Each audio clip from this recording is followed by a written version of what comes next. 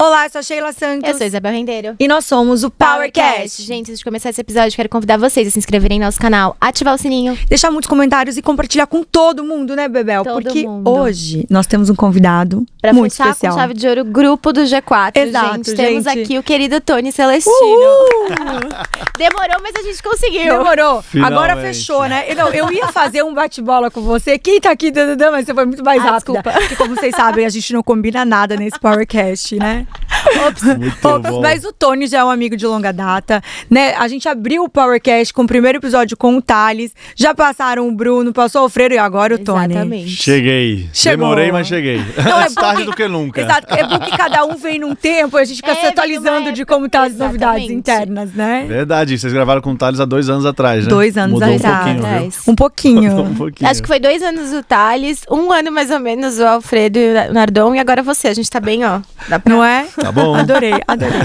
Não, então, a gente tem muita conversa boa aqui hoje, né, Muita Bel? conversa boa. Conta pra gente, Tony, um pouquinho sobre a sua trajetória, como que você começou no G4, pro pessoal poder se contextualizar e te conhecer um pouco mais. Boa, perfeito. Primeiro, então, dar boas-vindas aqui, né, para quem tá nos ouvindo, agradecer o convite, né, um convite já antigo, mas finalmente aconteceu, né, uma hora ia acontecer, e uma honra, eu tenho acompanhado aqui o trabalho de vocês, parabéns, meninos, excelente mesmo, as entrevistas, as pessoas que já passaram aqui, me sinto honrado em estar aqui também nessa posição, para contar um pouco de mim, né, e de como que eu comecei no G4, como surgiu, né, o G4. Acho que é importante falar um pouco das minhas raízes, né? Eu nasci em família empreendedora, né? Então, eu sou de Maceió, né? Vocês vão perceber o sotaquezinho de vez em quando ele aparece. Mas... Então eu literalmente cresci desde a infância e adolescência dentro desse mundo de empresas, né? Eu lembro eu literalmente criança indo visitar a fábrica do meu avô, ele tinha uma fábrica de café, a distribuidora de peças, rolamentos do meu pai. Comecei a trabalhar com 13 anos lá dentro, aprendi cada função, comecei como office boy, né? Depois fui massa. crescendo lá dentro, cheguei a ser sócio do meu pai em alguns dos negócios e tal. Mas aí Maceió, eu tava muito na pegada lá com 20 e poucos anos, pensando em empreender com tecnologia e tal. Maceió não é um polo, né, tecnológico, e aí algumas coisas aconteceram e acabou que eu vim parar em São Paulo, né? Acho que muitas das ruas, né, das avenidas, dos caminhos de quem está empreendendo, dependendo de como esteja empreendendo, né, acaba vindo aqui para São Paulo. Não é o único lugar, eu acredito muito de que dá para empreender em qualquer lugar do mundo, né? Mas aqui, queira ou não queira, tem esse hub. E nessa vinda pra cá, uma das primeiras pessoas que eu me conectei aqui em São Paulo foi exatamente com o Thales, em 2013, se eu não me engano. O Thales tinha participado de um evento, que era o evento da empresa que eu fui convidado para ser Country Manager aqui no Brasil. Foi nesse evento, chama Startup Weekend o evento, foi nesse evento que o Thales criou a Easy Taxi, isso em 2013, né? Então, passa aí 5 anos. 10 anos de já. Passa 5 anos primeiro, né? A gente foi criando uma amizade. Eu comecei a apresentar ele para algumas grandes empresas, alguns grandes empresários. Ele começou aquela vida dele, né, de dar as palestras e tal, nos lugares, querendo... E uma coisa que me prendeu na minha conexão com o Thales foi que a primeira palestra que eu levei ele para apresentar, que foi na sede do Google, junto com o Fábio Coelho, em 2014 isso, na fala do Thales, ele falou, Tony, Fábio, uma das coisas que eu adoro vir aqui contar minha história e tal, é porque eu quero que mais pessoas empreendam também, eu quero ver mais Easy Taxi surgindo, né, e pessoas empreendendo e tal, e isso para mim na hora falou, putz, esse cara fala a minha língua, né? E aí surgiu essa amizade. 5 anos depois desse primeiro contato com ele, a gente estava dividindo uma casa, eu e ele, a gente morava numa casa. Máximo. Era uma casa grande, né? Não era por necessidade, por nada, mas era porque era uma casa muito grande, não fazia sentido morar sozinho. A gente estava numa fase parecida, só que ele na Singu, né? E eu na minha empresa. E acabou que com o convívio as coisas foram acontecendo. Um certo dia eu chego do treino em casa, tá ele, Alfredo e Nardon na sala, batendo papo, e o Thales levanta a mão e fala, Tony, vem cá, escuta essa história aqui que surgiu uma ideia maluca, e eu acho que você entende sobre isso, né, que era educação empreendedora. E eles começaram a contar lá qual era a ideia deles, eu comecei a me empolgar, comecei a dar vários palpites e tal, fiquei empolgado, e aí no final, 1 hora depois de conversa, eles olham assim pra mim e falam, pô, você podia tocar esse negócio junto com a gente, né? Eu falei, cara, eu tenho, né, minha obrigação aqui com a empresa, mas se couber aqui no meu spare time, né, tamo junto. E aí surgiu o G4. Foi essa a história, né, de bastidores, assim. Eu, Thales, Alfredo e Nardon.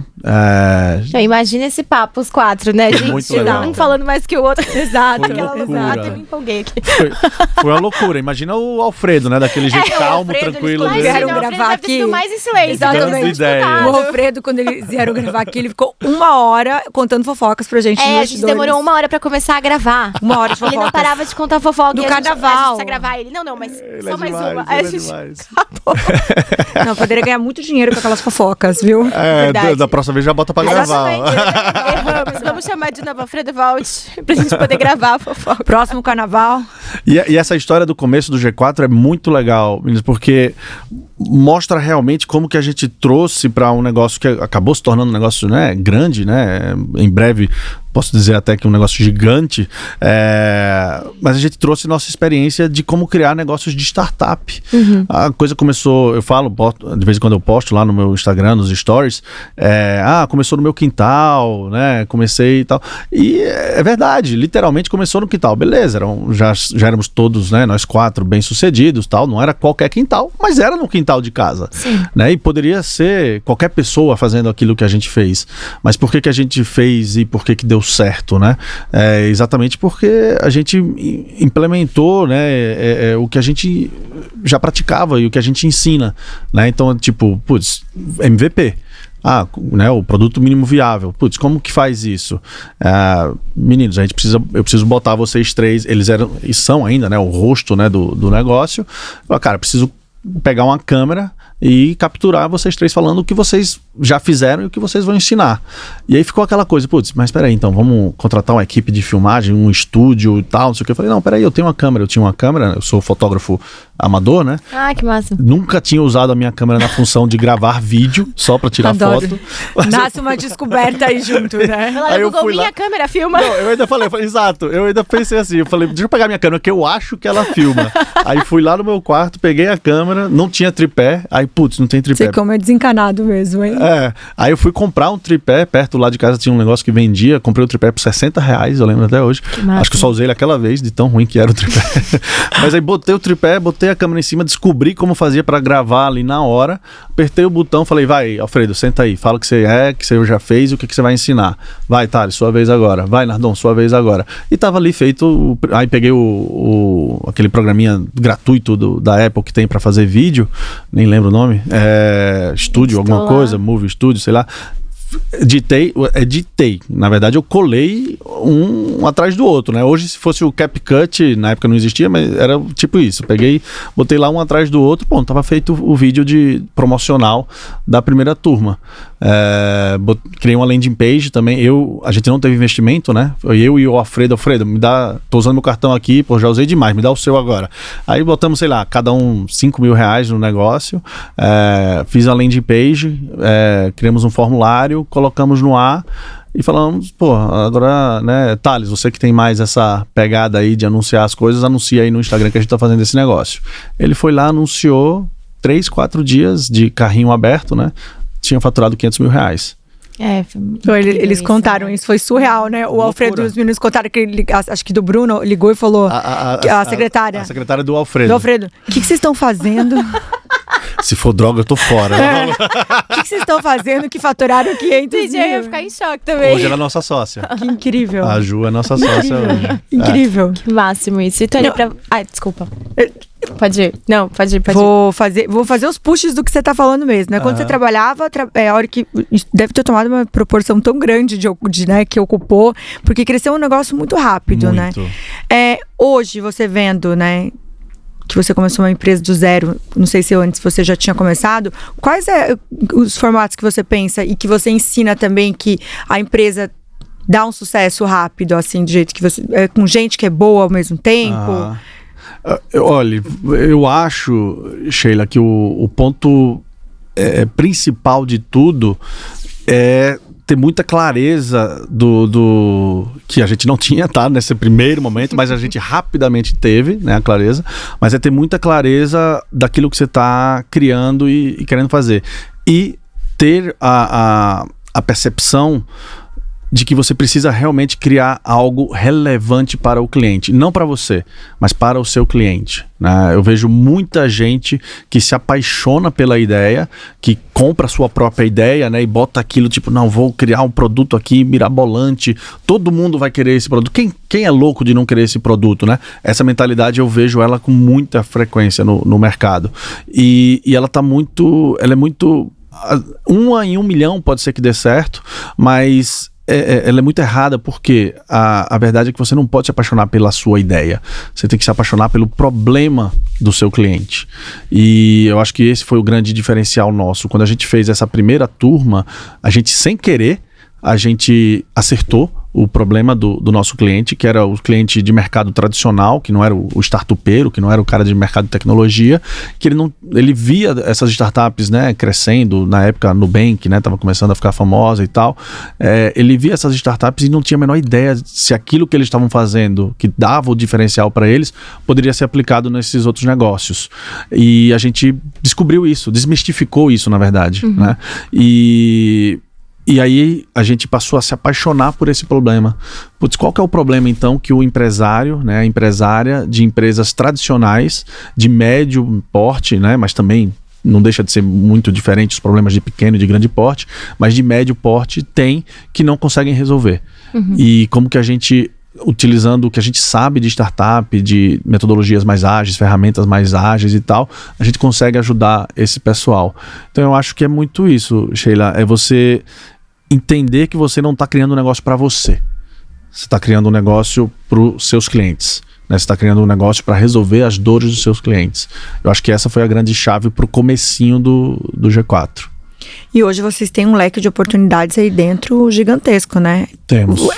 Continua vindo pelas dores deles? Sim, muito. Dos clientes, né? Dos Isso. alunos, ou vocês também têm ideias que vocês iniciam? Tem, mas então, isso é que é legal. Quando você tem essa visão, quando você tem uma visão míope e olha só para a ideia, você não sabe se aquela ideia ela resolve uma dor realmente relevante, grande o suficiente ou não. Quando você para de olhar para a ideia e você passa a olhar o problema, começam a surgir ideias para resolver aqueles problemas. Esse é o caminho certo, esse é o caminho correto. Então hoje, por exemplo, no G4, várias outras coisas a gente começou com um programa, com um produto, que era a imersão em mentoria, né? Nossa aula lá que a gente dá de 3 dias, né? Junto com mentoria, junto com uma interação entre os próprios alunos e tal. Hoje a gente tem, vou chutar aqui, tá? Mas eu acho que mais de 40 produtos diferentes, e boa parte desses produtos surgiram por causa da gente ter esse foco no problema do nosso cliente. Então a gente, vamos lá, esse primeiro produto era gestão estratégica com o Thales, marketing growth com o Nardon e gestão de vendas com o Alfredo. De novo, entregando essas metodologias, essas ferramentas avançadas, né, diferentes do que o mercado tradicional está acostumado. Então, a gente resolvia, por um lado, uma dor, que era esses empresários não tinham aonde conhecer essas ferramentas de forma prática, como a gente faz. Por outro lado, a gente criou outra dor, outro problema deles, que era, putz, muito legal isso aqui que eu tô aprendendo, Tony, mas como que eu aplico isso? Como que eu levo isso literalmente para minha empresa? Que eu tentei levar e o pessoal lá, eu voltei para minha empresa, o pessoal falou, putz, o fulano tá doido, fulano enlouqueceu, fulano tá acelerado aqui, querendo mudar tudo, e tinha esse conflito, né? E aí, então, a gente percebia essas dores e criava novos produtos em cima para poder resolvendo as dores que a gente criou. As novas dores que a solução anterior criou, entendeu? E aí surgiu, então, nossas imersões mais verticalizadas. Hoje nós temos o G4 Sales, que é focado para quem quer realmente implementar essas ferramentas, essas metodologias de vendas mais avançadas. Temos o G4 Marketing Growth, temos o G4 M&A, gestão de empresas familiares, vários outros produtos que surgiram desse inicial e dos problemas que isso foi acarretando, né? E aí, vou dar outro exemplo. Passados alguns meses, a gente percebeu o quanto que esses empresários e empresárias têm uma jornada muito similares uns dos outros, por mais que sejam de segmentos diferentes, momentos diferentes, tamanhos diferentes, eles têm uma jornada muito similar e todos eles passam por dores muito parecidas. Ao mesmo tempo, eles são muito solitários. Por mais que às vezes eles tenham, mas eu tenho sócio, eu tenho meu cônjuge, né? Eu tenho minha família, eu empreendo com minha família. ao mesmo tempo eles são muito solitários, porque você vai compartilhar algo com seu cônjuge, né? Você vai compartilhar algo com seu cônjuge, né? Você tá recém-casado, agora você ainda vai descobrir isso, mas você vai compartilhar algo com seu cônjuge e tal, tem um viés, né? Se você chegar pro seu cônjuge falando algo que você tá passando por alguma dificuldade, ele vai querer te confortar. Sim. Ele vai querer, né, te apoiar, ele vai querer te ajudar. Dificilmente ele vai olhar pra você, existem esses casos, mas é difícil, né? Ele vai olhar pra você e vai dizer, você tá viajando, esquece, isso tá errado, não vai funcionar nunca, né? Ou às vezes fala, só que com viés também de te Isabel proteger. conhecendo muito bem o Joseph, não, ele é matemático com financeiro, então realmente ele... Até comigo com a Isabel, né? Ele, não, isso tá errado, isso tá certo, né, Bel? Ele pega no meu pé e da Bel junto, desde sempre. Mas aí, com isso, o que a gente percebeu? Que quando é entre dois empresários que têm jornada parecida, se entendem e também são solitários em suas próprias jornadas, quando eles se juntam, eles têm essa capacidade de falar, não, peraí, cara, essa é a sua ideia, eu já tentei fazer isso lá na minha empresa há 3 anos atrás, cara, tenha cuidado com isso, porque deu problema assim e tal. Foi daí que surgiu o G4 Clube, que hoje é a nossa comunidade, né, exclusiva para 160 empresários e empresárias, que a gente tem um contato constante para ter essa troca, e o programa mais recente, que eu acho até que vocês estiveram no evento lá, que é o G4 Scale, né, que é um programa de médio prazo nosso, é o primeiro programa nosso de mais longa duração, que forma boards, né, forma conselhos, que esses empresários eles estão lá, só que não tem uma figura do conselheiro profissional. Cada um dos empresários são conselheiros do próprio grupo, né? Então resolve, digamos assim, boa parte desse problema, dessa solidão. De novo, isso surgiu por quê? Porque a gente tem o foco no problema do nosso cliente, que massa, e não na nossa ideia. Dá pra criar uma rede gigantesca, né? Que Gigante. O problema é o que mais tem quando a gente empreende. Exatamente. Mas pegando uma visão mais macro, assim, que eu acho que é importante a gente falar, né? Ainda mais vocês que impactam no empreendedorismo, falou aí que tem uma rede de várias pessoas que estão aprendendo com vocês, indo atrás diariamente. Eu queria que você fizesse uma relação do Brasil com essa questão do empreendedorismo. Como que vocês enxergam o mercado hoje, as dificuldades ou as possibilidades que a gente tem? Porque é um povo que gosta muito de empreender, mas a gente tem muita dificuldade, né?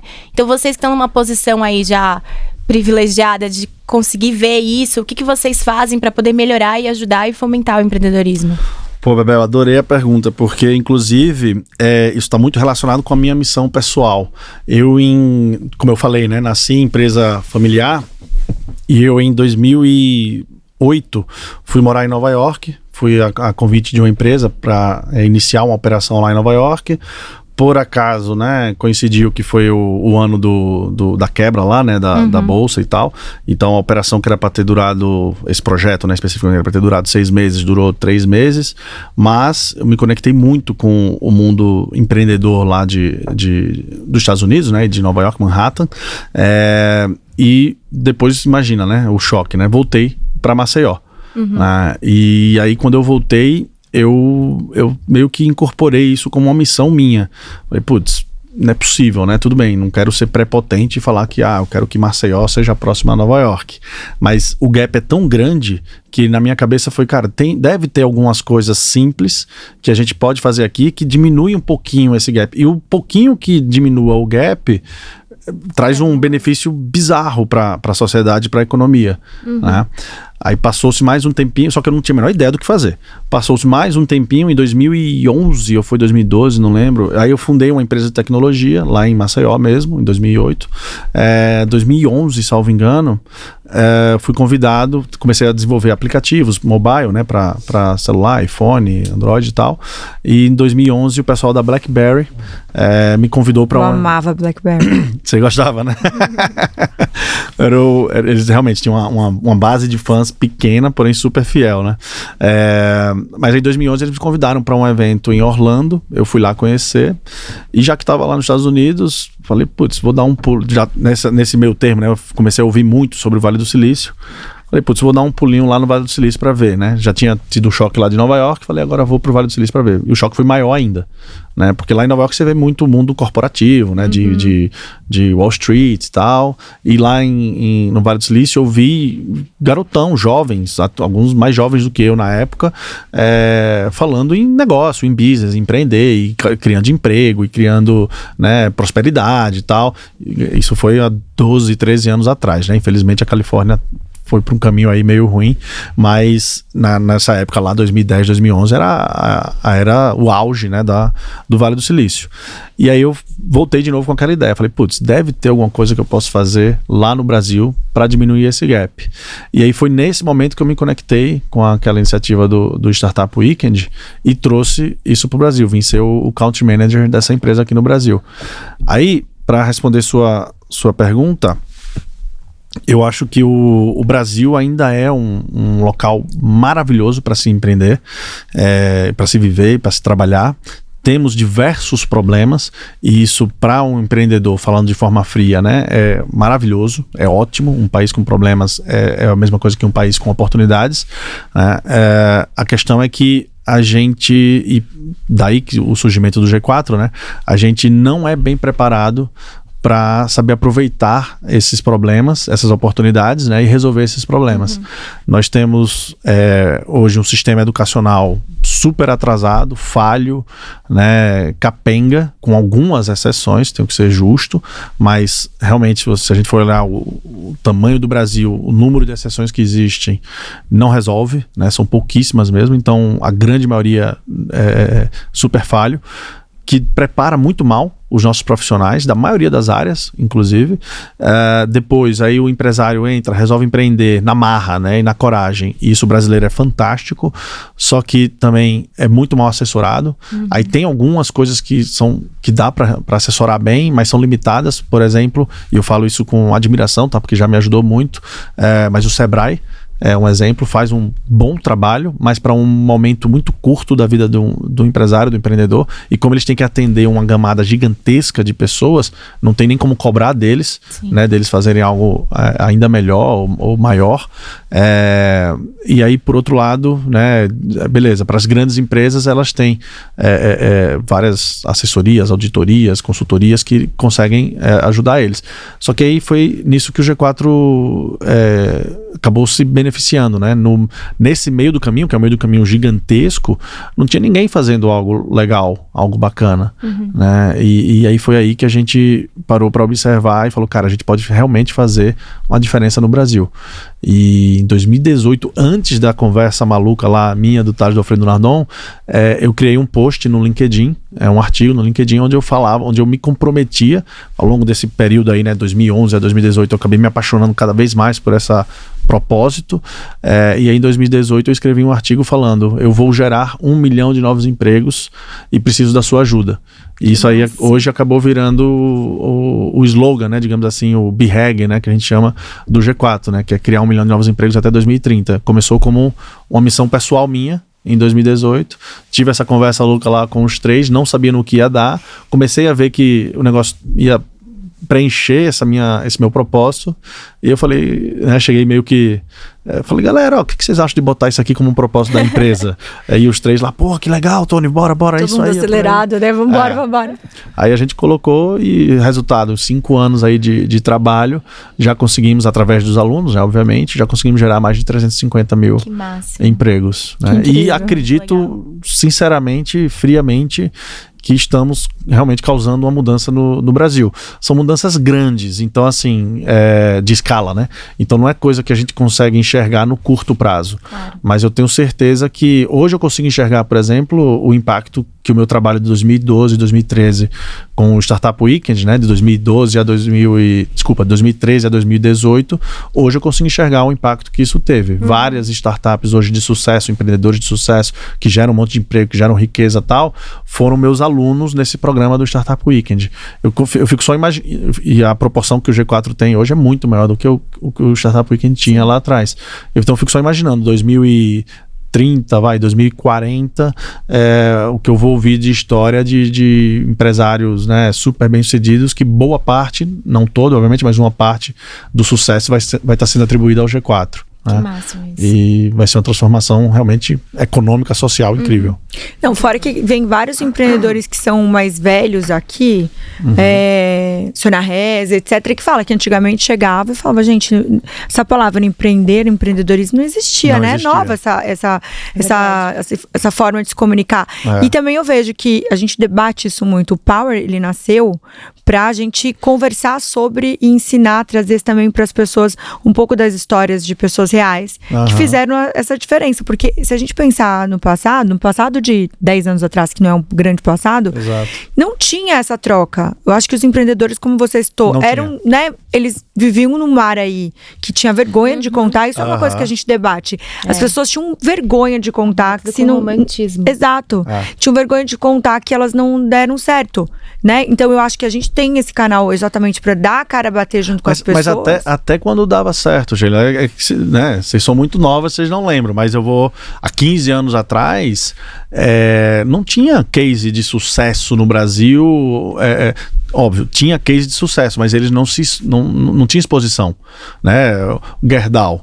Você não via o Gerdau há 15, 20 anos atrás falando, de vez em quando dava uma entrevista no jornal e tal, mas você não via... Mas muito sutil, né? Muito sutil, e você não via ele transmitindo o conhecimento dele para outras pessoas. E não é nem que ele não queria, era por diversos fatores. Um, porque era super ocupado, né? Na época não tinha tecnologia para ajudar, hoje a gente consegue ter um pouco mais de tempo nessa questão do que vocês estão fazendo aqui, da mídia, do social media, vira um canal de aquisição e de autoridade, de credibilidade para os empresários, para a gente.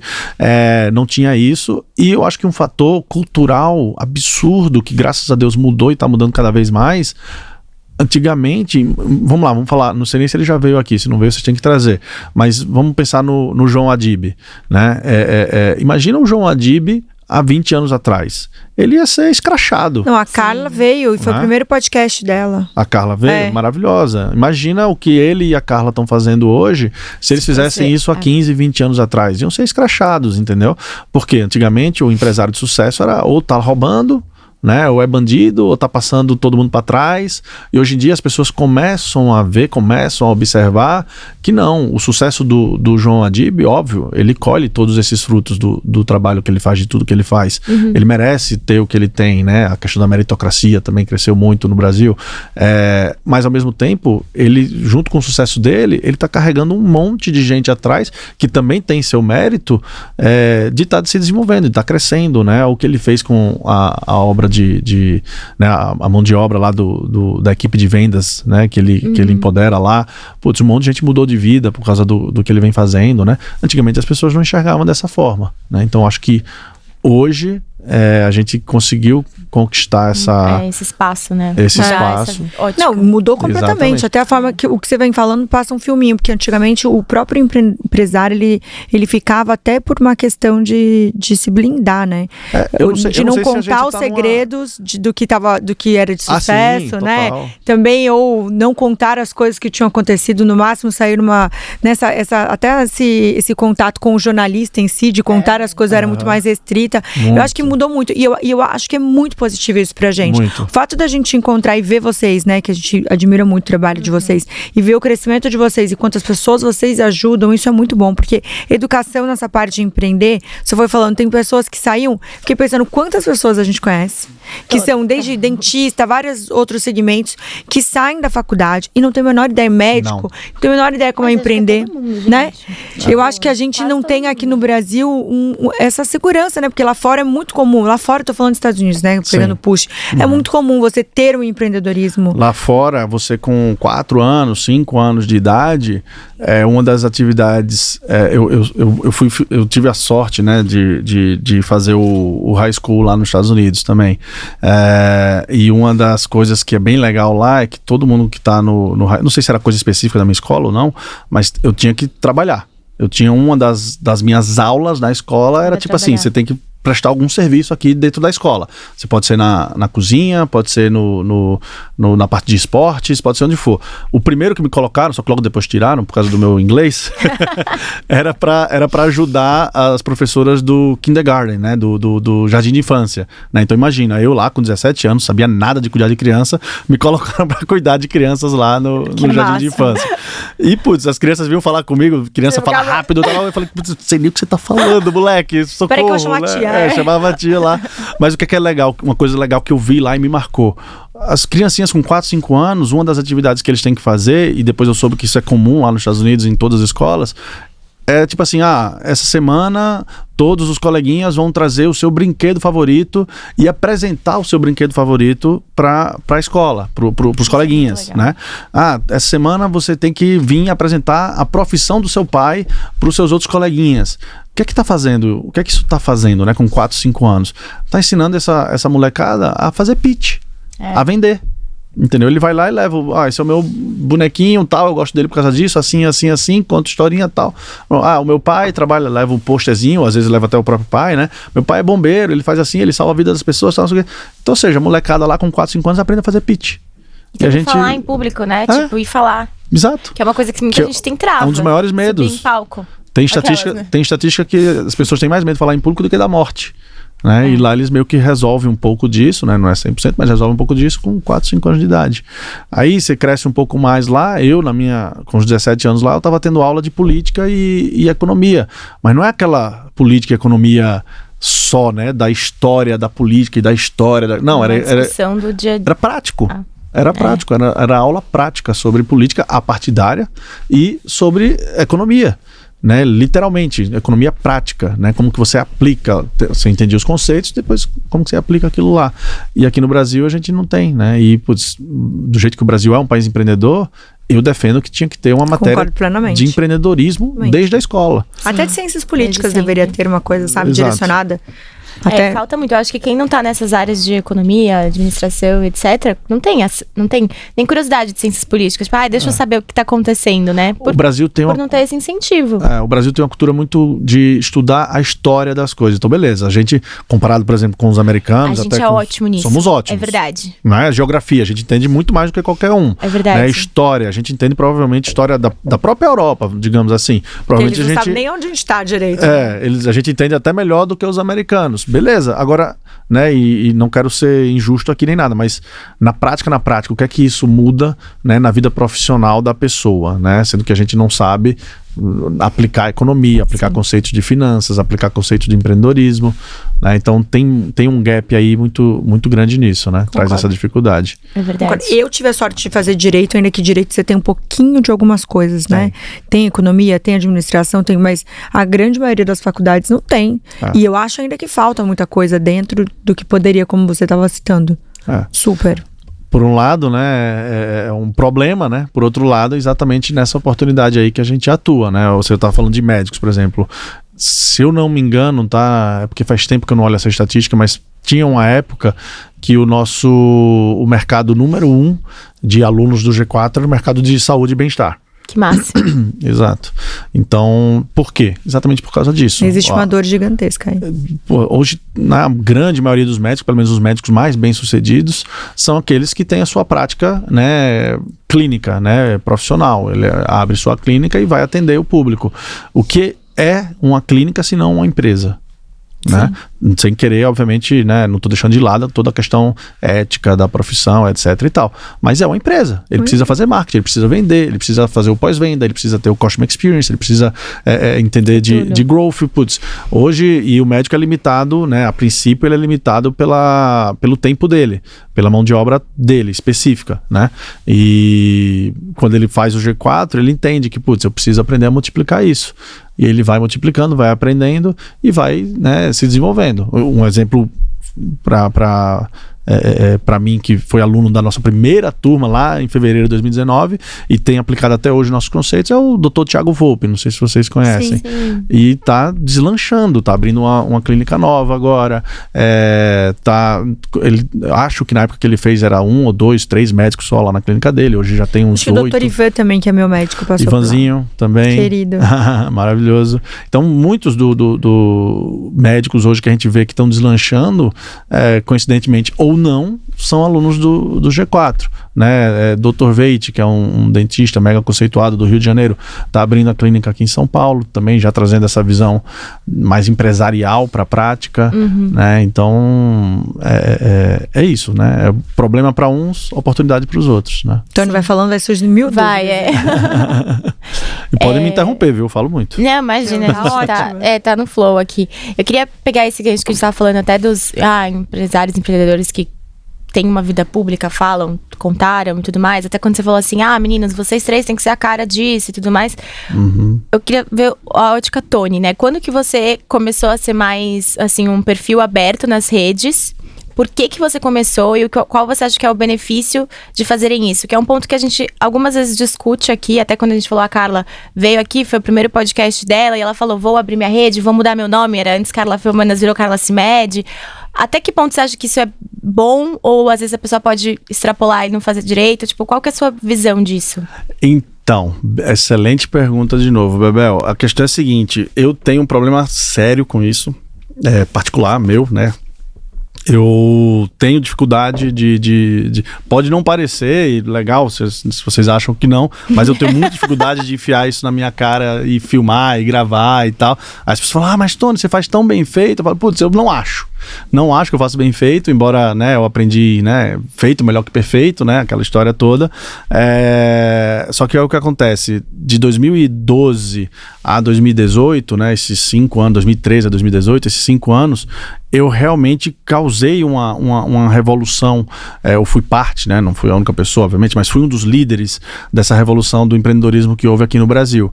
E aí, 2018, 2019, né, 2020, eu paro para olhar para trás, podia ter aproveitado muito mais para o meu marketing pessoal, né, para minha marca pessoal, esse barulho que eu causei, que, por exemplo, o Thales aproveitou, né, de 2013 a 2018. E eu sempre muito naquela questão da humildade excessiva, fui criado dessa forma, né, da humildade e tal. Muito trabalho duro, muita execução, muito resultado, mas muita humildade. E eu comecei a perceber que isso às vezes atrapalha mais do que ajuda, né? Então, até deixar de dica aqui, né, para quem está nos ouvindo, né, a humildade tem que ter um certo limite aí com a humildade, no sentido de temos que ser humilde, mas a gente tem que também agir de forma estratégica para poder aproveitar as oportunidades que podem surgir, né? E eu comecei no G4, comecei a executar, né, a trabalhar lá, fui o primeiro CEO da empresa, e estava 100% focado lá para fazer acontecer. Não me arrependo, acho que isso é importante, é fundamental. Uma empresa no começo, se eu tivesse preocupado, e eu vejo muito isso, tá? Hoje, empresas que estão começando, mal estão começando, a galera já quer ser o expert no assunto, né? Eu sou mentor do tal assunto, o moleque, nem tirou o cheiro de mijo da fralda, ainda já é mentor, entendeu? E tal. Galera, né? Vai executar, vai realmente criar valor, algo de valor, e aí sim, quando começar a dar certo, você começar a ter mais liberdade e tempo, aí começa a dar mais as caras, a aparecer, a ensinar outras pessoas e tal. Só que eu tinha essa trava, né? E eu percebi o quanto de oportunidade que eu estava perdendo. Os meus alunos, meus clientes, como eu tinha tenho, né, contato constante com eles, começaram a me cobrar cada vez mais. Putz, Tony, toda a conversa que eu tenho com você, é legal, você me dá vários insights, várias coisas bacanas, por que você não joga mais isso no Instagram? Tem muita gente que vai se aproveitar disso também, e a gente começou também a perceber que o meu perfil, embora não seja um perfil muito grande em termos de seguidores, nada, é muito qualificado, porque é basicamente formado pelos meus alunos, então são pessoas que já são meus clientes, e que a gente não fazia muito uso dele para poder reforçar a marca e para poder vender também, para virar um canal. E aí começamos a fazer isso um pouco mais de um ano para cá, e o resultado tem sido incrível. A um custo super baixo, a gente tem conseguido criando conteúdo de relevância, né? Não, né, coisa simples, não, né, sem querer criticar, mas não dancinha do TikTok, né? Para algumas pessoas é o caminho, mas com conteúdo realmente relevante para o meu público, a gente começou a converter isso em negócio, né? Então, eu fico pensando, né, se eu tivesse aproveitado isso, né, no meu ciclo anterior, hoje eu já teria uma base muito maior, né? E já teria com o negócio. Então, daqui para frente, tudo que eu fizer vai ter essa pegada de expor um pouco mais e tal. Só que eu acho que tem que ser um momento. Acho que esse é o grande X da questão. Você escolhe o que falar? Eu tenho um time hoje que está dedicado a me ajudar nos meus conteúdos. A gente tem reunião para debater pauta, eles têm um grupo formado lá com eles, quando tem uma ideia, alguma coisa, eu mando para eles antes de postar às vezes eu vou e posto direto, mas está bem alinhado comigo esse time, então as coisas saem bem redondinhas, né? Ô, Tony, vocês têm empresas pequenas e médias, né? E grandes, como a gente estava falando, de faturamento. Sim. Como que vocês organizam uma empresa vendo de fora? Ela tem, às vezes, ideia do que ela está precisando? Tipo, às vezes eu acho que a minha gestão de pessoas não é boa, mas você vê lá que, olha, que mais importante para ser ajudado lá para vocês entrarem, para direcionar, é a parte financeira. Como que funciona essa parte? Boa, Sheila, excelente pergunta, porque isso aí foi uma premissa, na verdade, da criação do negócio, do G4. Nesse dia dessa reunião maluca aí, nós 4 lá na casa, batendo papo, eu lembro que na hora todo mundo concordou na hora, eu falei, galera, é o seguinte, não vou fazer algo que não quero vender nada para quem não precisa. Então, tipo, e isso acaba levando para um outro lado, né? Se a gente não quer vender nada para uma pessoa que não precisa daquele produto, eu preciso preciso saber o que ela precisa, né? Eu preciso entender sobre ela, preciso poder direcionar ela, dizer para ela se isso aqui é para você ou isso aqui não é para você. E aí foi nesse dia que a gente definiu. Então, para ser nosso aluno, para ser nosso cliente, essa pessoa precisa ser entrevistada. E é uma prática que a gente faz até hoje. Alguns programas nossos a gente vende, né, sem isso, mas é porque são programas mais básicos, mais simples, todo mundo vai se beneficiar com aquilo. Então, tipo, não tem problema. Mas os nossos programas de mais alto ticket, digamos assim, e que tem um conteúdo mais profundo, mais denso, você não tem hoje. Você não consegue entrar aí no celular e comprar o meu programa de gestão estratégica lá com o Thales Alfredo Nardon. Você não consegue. Você só consegue comprar depois que você falar com algum ser humano, né? Óbvio, a gente tem etapas que estamos automatizando, estamos usando inteligência artificial, etc. Mas hoje, né, neste dia, ainda é impossível você comprar sem falar com um ser humano. Porque aquele ser humano vai querer entender qual que é o seu momento, o que é que sua empresa está passando, né, o que é que você realmente precisa. Para muitas vezes, até isso já aconteceu assim, acontece todo dia praticamente. O cliente vem procurando a gente pelo nosso produto mais caro, que é o que chama mais atenção, e a gente identifica que, cara, você não vai aproveitar bem esse produto. Eu tenho um outro aqui, inclusive é mais barato, então em tese estamos dando um tiro no próprio pé, no sentido financeiro, mas eu prefiro vender para ele aquele lá do que aquele mais caro que ele não vai precisar. Né? Então a gente tem isso como, digamos assim, até DNA nosso. Para resolver realmente os problemas. Exato, porque eu não quero ter o tipo de... Sendo bem sincero, né? Isso tem uma questão toda ética, né? E toda, né, conceitual e tal. Mas tem uma outra que é muito mais simples ainda. Tipo, eu não quero cliente meu enchendo o meu saco depois que eu vendi o produto, entendeu? Dizendo, pô, você vendeu um negócio que eu não precisava. Eu não quero isso. Eu quero, pelo contrário, eu quero o cliente falando, cara, você me vendeu exatamente o que eu precisava e agora tô conseguindo melhorar, agora tô conseguindo resolver. E aí quando uma pessoa perguntar, vi que você fez o G4, cara, pode ir, que eles não vão te vender nada que você não precisa. Se ele te vender porque realmente você tá precisando, eles vão entender antes de te vender e tal. Essa é o que eu quero ouvir do meu cliente, né? Então, é como se você for numa loja e falar, eu tenho uma fazenda e o cara, né, e tô querendo um transporte para ir lá. E o cara, tá bom, ó, tem essa Ferrari aqui, maravilhosa, né? Vai andar super bem. Exato. Entendeu? Vai chegar lá, o problema é lá, né? Exato, né? Então, tipo, não é o nosso caso, né? Você chega lá falando que tem uma fazenda, vou te vender uma caminhonete. Você chega falando que quer correr na pista, vou te vender uma Ferrari, entendeu? Mas eu te vendo de acordo com o que você precisa, né? Isso é fundamental. Peraí. Legal. A gente tem um quadro especial. Ai, quase. Onde você mesmo sorteia a pergunta pra você. Ixi. Boa sorte. Boa sorte. Eu nunca ganhei nada em sorteio, tá? Vamos ver. Olha, espero que a pergunta esteja boa. Eu mesmo leio? Você mesmo. Tá bom. As tecnologias emergentes, gostei, como inteligência artificial, podem mudar o mundo nos próximos anos? Com certeza, com certeza. Inclusive, de novo, né, é algo que eu já acompanho há um tempo, né, ela tá se tornando uma tecnologia, né, mais acessível, digamos assim, agora. Mas tem um capítulo interessante aí da minha história. entre eu sair do Startup Weekend e fundar o G4, eu passei alguns meses em uma empresa, uma fundação americana de um bilionário americano-indiano, chama Wadhwani Foundation.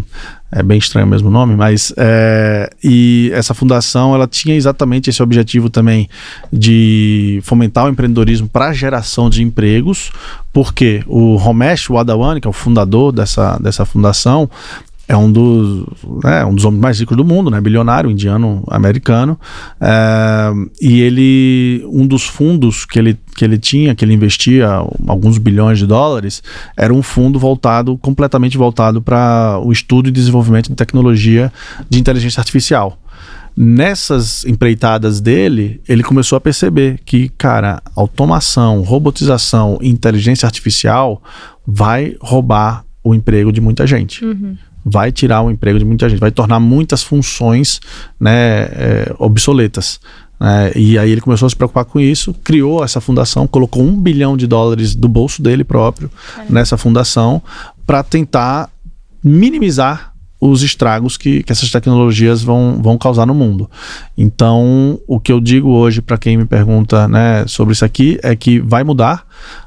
Depende muito da sua posição que você toma. Ela pode mudar para você para melhor ou para pior, né? Eu acho que no contexto geral, vai ser para melhor, só que vai ter um período de adaptação aí. Eu acho que eu sou um otimista apaixonado, talvez, mas vai ter um período aí onde vai ser para pior, no sentido de que as pessoas vão ter que se adaptar ao uso dessas tecnologias, vão ter que se adaptar ou aceitar, digamos assim, de que a função que ela faz hoje já não vai ser mais tão relevante assim por causa da inteligência artificial. O G4 está liderando muito isso. O João Vitor, meu sócio, que lidera isso lá dentro, ele está criando umas ferramentas incríveis, inclusive a gente já comercializa hoje ferramentas de inteligência artificial em parceria com a Microsoft e com a OpenAI para empresários que querem, a gente facilita, digamos assim, o uso da inteligência artificial para esses empresários, chama G4 AI, bem sugestivo, né? Mas é uma ferramenta incrível. Você consegue criar um monte de coisa que às vezes levaria horas, alguns casos até dias para criar. Você, com alguns minutos lá de interação com essa ferramenta, você consegue criar. Então, assim, já dá para perceber que está trazendo mudanças profundas no mercado. A questão é as pessoas se prepararem, entenderem, né, aceitarem que não é um caminho sem volta e como que ela pode se aproveitar disso. Quem ficar parado, não, daqui a alguns anos vamos ver no que vai dar, tá atrasado, já está atrasado. Adorei. Mais muito uma? Bom. Foi? Não, que a gente tem que estar nas powers ainda. Quem fez a última? É muito bem explicado, né, gente? Eu não ainda tem um monte de coisa. Socorro. Mas tô adorando, posso fazer viu? uma, se você quiser.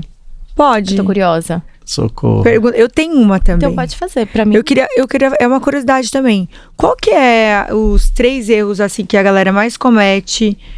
Qual que é os 3 erros que o empreendedor mais comete que vocês acham que poderia ter sido antecipado se fizesse, sei lá, colocasse no papel direitinho, ou se pesquisasse mais, ou olhasse o seu negócio mais a fundo? Caramba, 3 é muito pouco. São tantas. Os mais. Eu vou trazer uma polêmica. O top 10. Eu vou trazer uma polêmica, enquanto eu penso nas outras duas. Mas um erro que eu costumo ver bastante, inclusive, né, corrigi alguns dias atrás, nesse sentido, é quando as pessoas pensam em criar uma sociedade.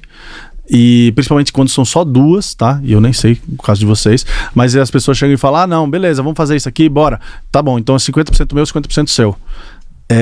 A não ser que as pessoas já sejam, né, se conheçam muito e sejam super bem alinhadas, mesmo assim é um potencial problema. A maioria desses casos acaba dando problema mais para frente. Por quê? Porque, pelo menos no papel, não tem aquela pessoa que vai tomar a decisão final. Então, nem que seja tipo 51-49, né? Mas tem que ter uma pessoa para você evitar aquelas brigas jurídicas e que não acaba, e birra, e chateação. Já define logo, fala, não, Tô alinhado, tô dentro, vamos entrar na sociedade. É um casamento, é mais do que um casamento, uma sociedade. Mas beleza, você quem dita as regras, você que é o controlador do negócio, fica com 51, fica com 49. Ótima dica. Eu passei por isso, inclusive recentemente, estava abrindo um outro negócio, a pessoa queria dividir meio a meio comigo. Falei, cara, não, eu não acredito nisso, então você que vai operacionalizar, você que vai tocar o negócio, eu tô mais numa posição mais estratégica, mais de conselho, então, putz, fica aí, sei lá, vamos pensar numa proporção mais de 70-30, alguma coisa assim, me deixa minoritário, não tem problema, né, deixa o ego de lado e vamos tocar o negócio e fazer o negócio ser grande o suficiente para que os meus 30% seja maravilhoso também, entendeu? É nisso que eu acredito, esse é um erro. Segundo erro, aí é muito pessoal, mas é não controlar o ego. E está relacionado com esse primeiro, inclusive, né? Porque tem isso também, né? Você às vezes abrir mão, deixar que o outro tome o controle do negócio, né? E você entende, ou se você tá do lado que o outro tá abrindo mão e você tá pegando o controle, você vai se sentir, putz, ele deixou eu com o controle do negócio, eu mando nele, né? Não, esquece, esse é o seu ego falando, né? Então tem que ter muito esse controle do ego. Eu tenho estudado muito sobre estoicismo ultimamente, né? Basicamente falando, né? Você tem um controle maior sobre suas emoções, sobre as reações, né, você não controla, né, as coisas que acontecem, você consegue controlar como você reage àquilo, né? Então isso para um empreendedor pode ser uma diferença assim absurda, né? Você conseguir controlar seu ego, você consegue ter relações melhores com os seus sócios, relações melhores com os seus liderados, relações melhores com os seus clientes, né? Então eu acho que é bem abrangente essa, mas eu acho que é uma dica importante. Muito. Aprendam a controlar os seus egos, né? Inclusive tem um autor, né, tá bem famoso hoje em dia, que é o Ryan Holiday. Ele escreveu um livro, o ego é o seu maior inimigo, acho que é alguma coisa assim. Vale muito a pena essa leitura. Terceiro problema...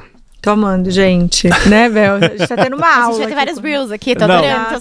É porque essa pergunta dá pra falar um podcast inteiro só dessa pergunta aí. Mas vamos para finalizar. O terceiro problema a partir do momento que...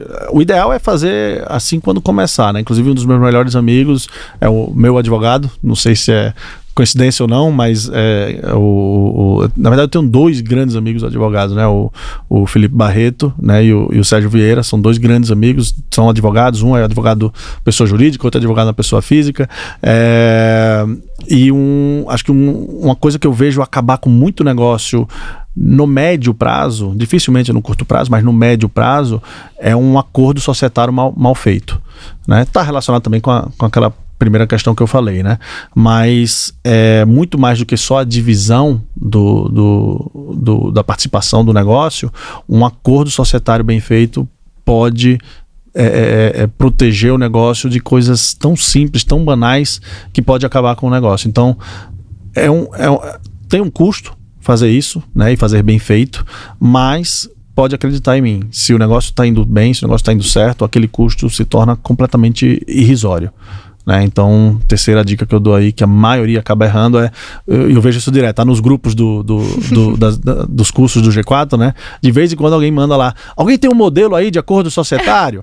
Cara, se você não for advogado, esquece, entendeu? Não, pode até pegar para você estudar. E tem muita gente que não se apega nisso, Você fez direito, né? Fiz Então direito. você sabe. Não, eu vejo cada contrato e assim, eu amo contrato. Alguém tem contrato de veste aí para me emprestar? Eu amo contrato tem e as muita pessoas não regra. têm noção o quanto às vezes elas pecam nisso, né? Exato. Tipo, vamos pegar um modelo da internet, tipo, gente, é tão sério, você tá deixando sua empresa Exato. na mão do modelo e realmente, né?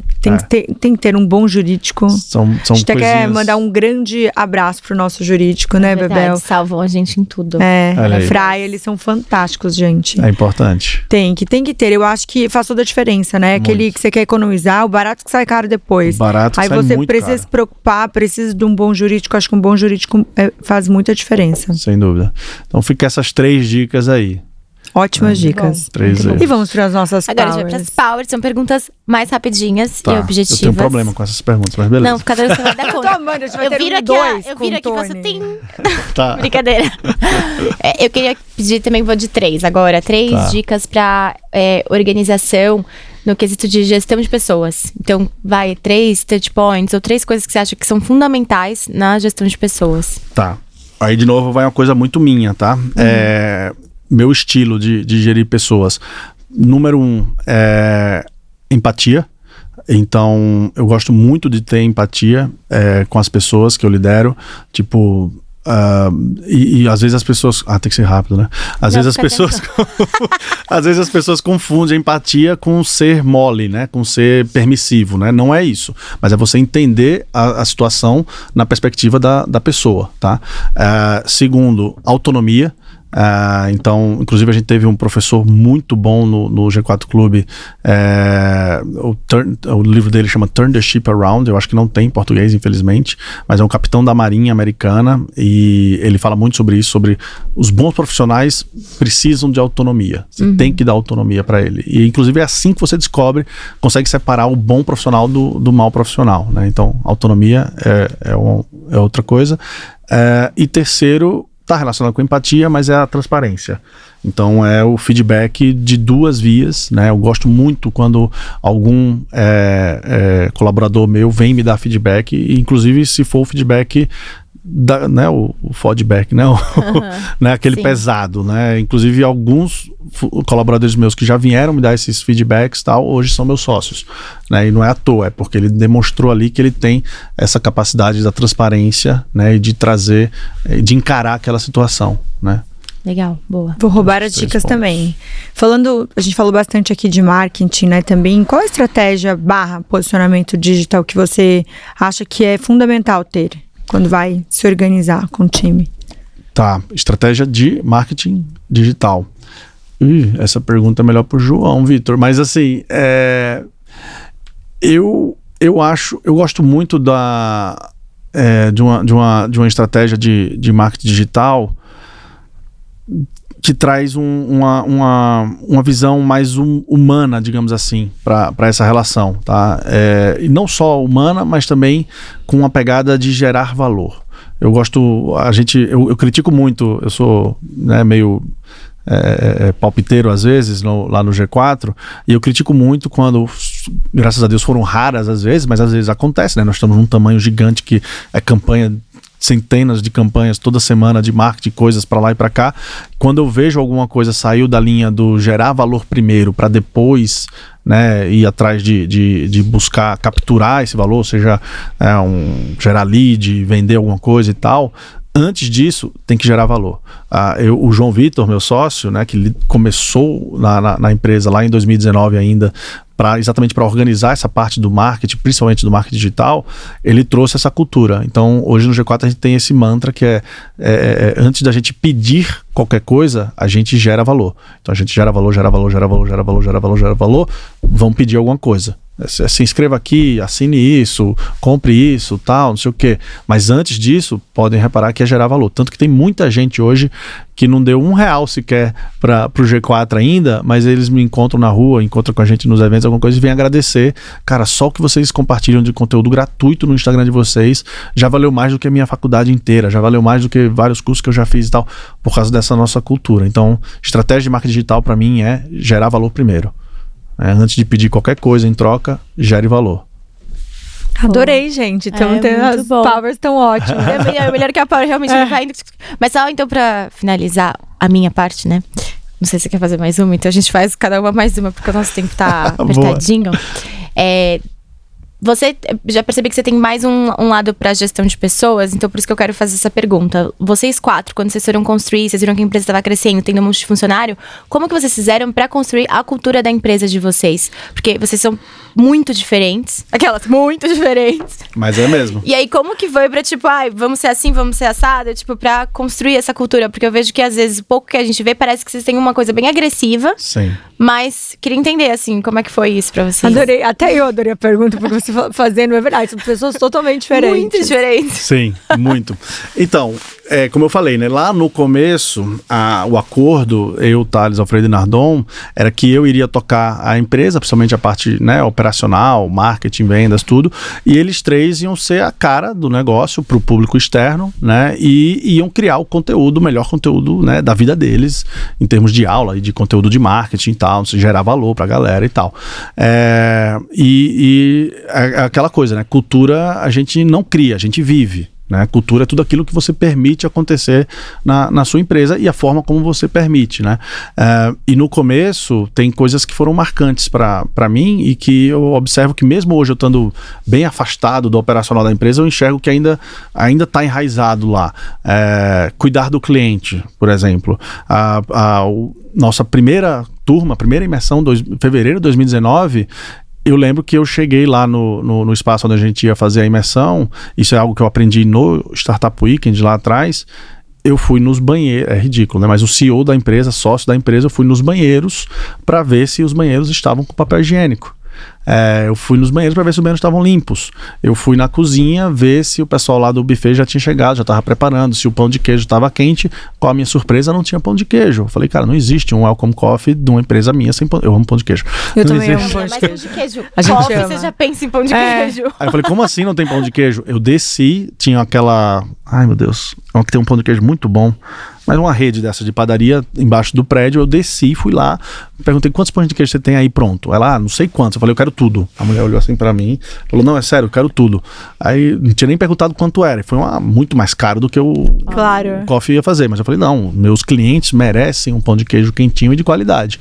Aí levei o pão de queijo lá pro coffee. Falei, coloca isso lá no coffee, entendeu? Então, essas coisinhas e os meus colaboradores, na época eu tinha 2 colaboradores, tá, na empresa, só que eles iam observando isso. Aí o tempo passa um pouco, eu tô com 10 colaboradores, 12 colaboradores mais ou menos. A gente fazia nossas imersões dentro do escritório do Athier von Hart, né, o escritório de arquitetura corporativo maravilhoso, o maior do Brasil, e a gente organizava, levava umas mesas lá para organizar, que era a mesa onde o pessoal escrevia tudo, a gente não tinha espaço de evento, né? Um desses meus colaboradores falava, o Tony é maníaco, porque eu ia lá, eu media com o palmo da mão, eu media a distância entre as mesas de um aluno e do outro aluno, tinha que ter 2 palmos entre um e outro. O Moleskine que a gente colocava na frente, às vezes as pessoas colocavam o Moleskine assim, virado para baixo. Eu pegava, virava ele para cima, botava ele retinho e tal. E eu ia fazendo isso para cada um dos nossos 50 alunos. E as pessoas perguntavam, putz, Tony, mas você é o CEO, o dono do negócio, que tem que pensar no estratégico e tal, por que você está fazendo isso? É exatamente o que você perguntou. Eu falei, cara, eu tô no momento da empresa que se eu não fizer isso, fulano não vai fazer, fulano não vai fazer, fulano não vai entender. E eu fazia, e eu não reclamava. Fulano, é assim que faz. Não, eu ia fazia. E não mandava ninguém fazer, eu ia e fazia. Isso era outra cultura que eu queria. Eu queria que as pessoas tivessem iniciativa. Então, putz, se o dono da empresa está fazendo isso, está indo lá e está arrumando a distância entre as mesas, está arrumando a posição do Moleskine e tal, e eu fazia isso várias imersões seguidas, né? E as pessoas iam olhando. Não era uma coisa que era de uma vez só. Ele ia olhando, repetindo aquele ritual, aquele movimento e tal. E aí, depois de um tempo, eu começava a chegar lá, estava tudo do jeito que eu queria. Sem eu ter que mandar, sem eu ter que pedir, né? Mas mais pelo exemplo, mais pela observação. Legal isso. Eu tô louca pra saber o signo do Tony. Virgem. Libra. Não, minha casa é uma zona, tá? Minha casa é uma zona. Minha empresa, os escritórios, né? Agora a gente tá num escritório mega chique, bonito e tal. Mas os escritórios eram uma zona. Agora, se é com o meu cliente... Tudo perfeito. Eu também achei que ele fosse virginiano. Não, quando ele falou da posição, eu falei, vixe, deve ser... Não, mas é por causa disso, é a obsessão pelo cliente, que é uma das nossas culturas hoje, né? Obcecados pelos nossos clientes. Nós somos... As pessoas falam, teve nossa, que vergonha, esqueci o nome dela agora, mas teve uma aluna nossa que ela foi lá e falou, o Customer Experience de vocês eu só consigo comparar com uma outra empresa do Brasil. Nossa, qual é a outra empresa do Brasil? Fasano. Ela falou, só vejo esse nível de preocupação, e não é questão de luxo, disso não, é questão de realmente preocupação com o cliente, né? E é uma delícia quando você chega no lugar, é bem cuidado, né? Exatamente. É uma delícia, a gente nota que faz diferença. A nossa head de Customer Experience do G4, que inclusive virou sócia também nossa, o background dela é hospitalidade. Incrível. Não é de atendimento, é de hospitalidade. Ela era da Accor. Que legal. Aí a gente contratou ela e falou, aqui a gente trata nossos clientes como você tratava os seus hóspedes lá na sua empresa. Então tem que receber eles pelos nomes, tratar eles bem, saber que ele tem sempre razão, resolver as coisas na hora. não é pedir desculpinha e tal, não sei o quê. Então tudo isso foi se criando essa cultura. Hoje, é o que eu falei, hoje eu estou muito pouco na operação, mas eu passo lá nos cursos, nos eventos, nas coisas, eu sinto que isso tá... E sabe quando que eu percebi que eu tinha cumprido a missão? Mais de 2 anos depois, quase 3 anos depois, um evento que a gente estava fazendo em Trancoso, do G4 Club, e eu sempre eu era, né? Hoje eu não sou mais, mas eu era o primeiro a chegar e o último a sair, de tudo. Né? Nesse evento, inclusive foi um evento que o João Adib foi palestrar, eu cheguei na plenária onde ia ser a palestra do Adib, bem cedinho. A Poliana, que hoje é minha sócia também e é a minha head de outra área, né? Mas é também head de Customer Experience nosso, de eventos, ela estava lá e tava com a mão na cabeça, desesperada, e falando, não, minha gente, tá tudo errado, não pode, o palco assim, nossos alunos, nossos membros, como que eles vão enxergar, como que eles vão ver e tal. Nossa, não, se o Tony visse isso aqui, ele ia estar maluco. E eu tinha acabado de entrar na porta lá atrás da plenária, né, e eu ouvi ela falando isso. Aí eu fiquei só olhando, vendo ela tocar as coisas lá, dei as costas e fui embora. Falei, pronto, tá resolvido. Ela vai tocar, ela vai dar um jeito. Depois desse dia, eu nunca mais supervisionei o trabalho dela. Entendeu? E ela continua encantando as pessoas e deixando as pessoas alucinadas e, né, encantadas e tal. Muito legal isso, né? Muito legal que você veio dar continuidade. Bom, eu sei que a gente está sem tempo, então eu queria perguntar hoje, né, vocês que trabalham com educação, qual que é os desafios ou o desafio maior que você vê trabalhando com educação no país? Nossa, tem mais 1 hora, hein? Não, tô brincando, rapidinho.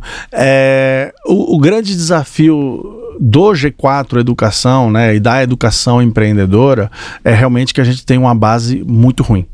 A nossa base é muito ruim. Nós não temos... As pessoas chegam lá no G4, e eu acho que é por isso que a gente consegue fazer uma transformação tão grande, porque as pessoas chegam lá no G4 com o entendimento de que a educação é aquele formato, tá, você é o professor, você sabe tudo, me ensina que eu não sei nada.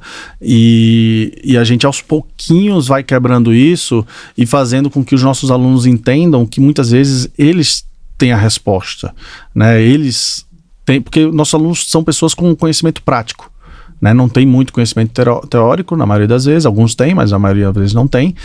Mas eles têm um conhecimento prático, e o conhecimento prático, na minha opinião, tem muito mais valor do que o conhecimento teórico, né? Então eu acho que hoje o grande desafio nosso, como empresa de educação, é que a gente precisa quebrar essa barreira. Se isso já viesse, né, se já chegasse até o G4 resolvido, a gente teria uma produtividade muito maior, que é o modelo americano, né? Você vai para um curso, um pós, alguma coisa lá em Harvard, e nós já trouxemos professores de Harvard para dar curso para os nossos membros do G4 Club, e é engraçado, porque eles chegam aqui dessa forma, Tony, manda aqui esse estudo de caso para os seus alunos, manda eles ler isso 1 semana antes, e lá no dia a gente vai dar a aula. Aí, beleza, mandei, metade leu, metade não leu. Chegou lá no dia, o professor foi abrir a aula. Bom, pessoal, meu nome é fulano de tal. Beleza. Primeira coisa que eu queria saber de vocês, o que vocês acharam disso? Como assim? O professor está fazendo pergunta pro aluno e não o contrário, entendeu? O professor queria ouvir a opinião dos alunos, né? A metade que leu, criou um debate maravilhoso. A outra metade que não leu ficou voando e depois vieram falar, putz, mas a aula foi muito fraca, né?